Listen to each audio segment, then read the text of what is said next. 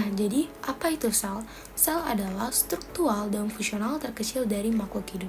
Nah, pasti kalian udah pada tahu nggak sih, kalau dari bakteri hingga manusia, pasti sel itu terdapat lebih dari satu. Nah, biasanya pada sel itu terjadi reaksi kimia yang memungkinkan kehidupan berlangsung. Oke, selanjutnya adalah sejarah perkembangan sel. Jadi, pertama kali sel ditemukan itu oleh seorang ilmuwan Inggris bernama Robert Hooke pada tahun 1665. Nah, jadi Robert Hooke ini menggunakan sebuah mikroskop sederhana untuk melihat sebuah sayatan gabus. Dan dari penglihatannya, ia melihat bahwa ada ruangan kecil yang menyusun gabus. Dan ruangan kecil tersebut dinamakan dengan sel. Namun, sel dan sel hidup ditemukannya berbeda.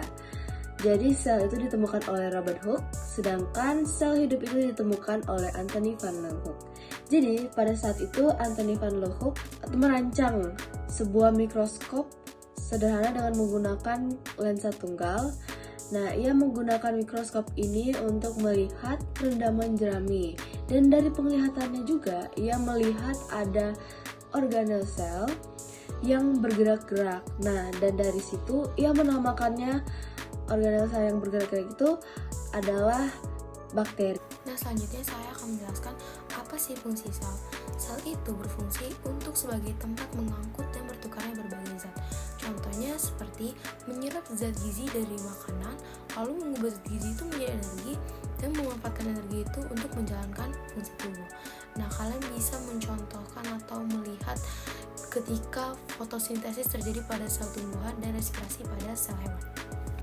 Oke, selanjutnya adalah komposisi sel.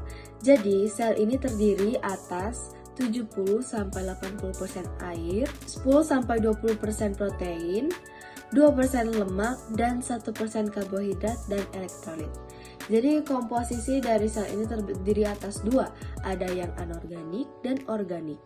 Yang anorganik itu contohnya ya ion mineral dan air. Yang organik ada karbohidrat, protein, asam nukleat, dan lipid. Nah, lalu selanjutnya saya akan menjelaskan apa sih perbedaan dari sel tumbuhan dan sel hewan. Nah, yang pertama itu ada vakuola. Pada sel tumbuhan, vakuola itu ukurannya besar namun jumlahnya sedikit. Sedangkan pada sel hewan, dia itu ukurannya kecil namun jumlahnya banyak. Mengapa? Karena sel tumbuhan dapat menghasilkan makanannya sendiri. Lalu yang kedua terdapat plastisida. Plastisida itu hanya terdapat pada sel tumbuhan karena dia itu memberikan warna, sedangkan pada sel hewan itu tidak ada. Lalu yang ketiga itu ada centriole.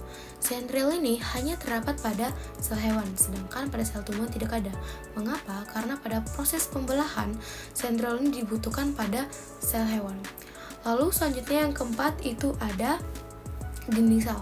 Pasti orang-orang udah pada tahu nggak sih, dinding sel itu hanya terdapat pada tumbuhan. Mengapa?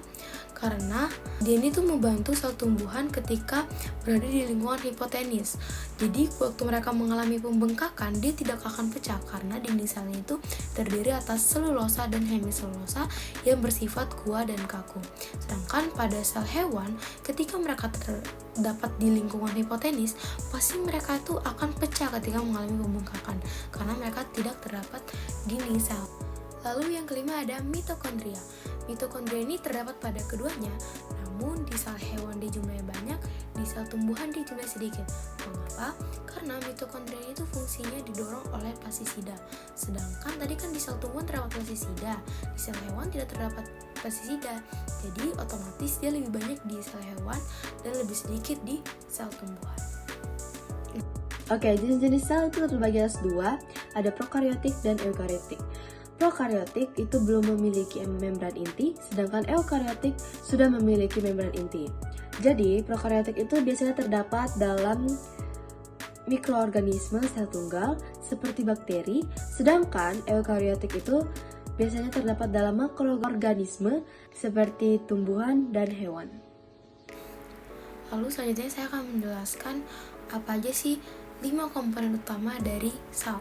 Yang pertama itu ada membran plasma atau biasa kita sebut sebagai membran sel, di mana dia ini adalah selaput sel bagian paling luar yang tersusun atas lipoprotein atau fosfolipid dan protein dan molekul-molekul lain yang menyempurnakan struktur membran.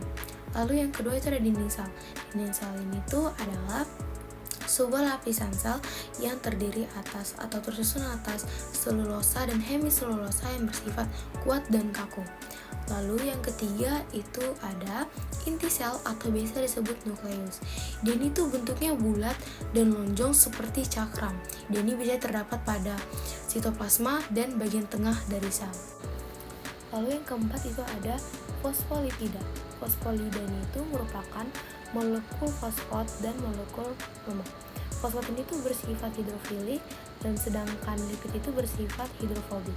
Lalu yang kelima itu ada protein membran. Protein membran itu terdiri atas protein integral atau intrinsik yang merupakan protein yang menembus fosfolipid di layar, serta protein primer atau intrinsik yang merupakan protein yang tidak menembus permukaan fosfolipid.